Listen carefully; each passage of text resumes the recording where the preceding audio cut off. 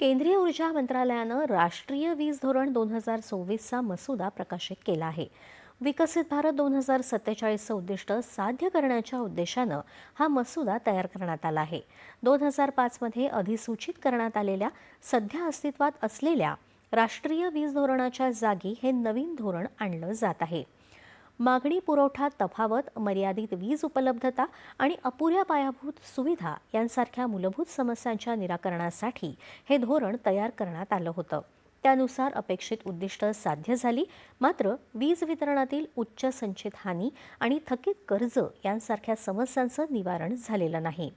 अनेक क्षेत्रांमधील शुल्क आकारणी प्रभावहीन राहिली आणि उच्च क्रॉस सबसिडायझेशनमुळे औद्योगिक शुल्कात वाढ झाल्यानं भारतीय उद्योगांची जागतिक स्पर्धात्मकता कमी झाली. या समस्यांना तोंड देण्यासाठी नव्या धोरणाची गरज विचारात घेऊन नव्या धोरणाचा मसुदा तयार करण्यात आला आहे.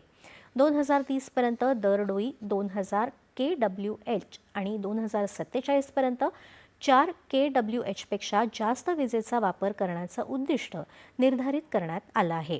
2030 पर्यंत 2005च्या पातळीपेक्षा उत्सर्जनाची तीव्रता 45% कमी करणं आणि 2070 पर्यंत निव्वळ शून्य उत्सर्जन साध्य करणं याचा यात समावेश आहे. भाजपाचे नवनियुक्त अध्यक्ष नितीन नवीन यांच्या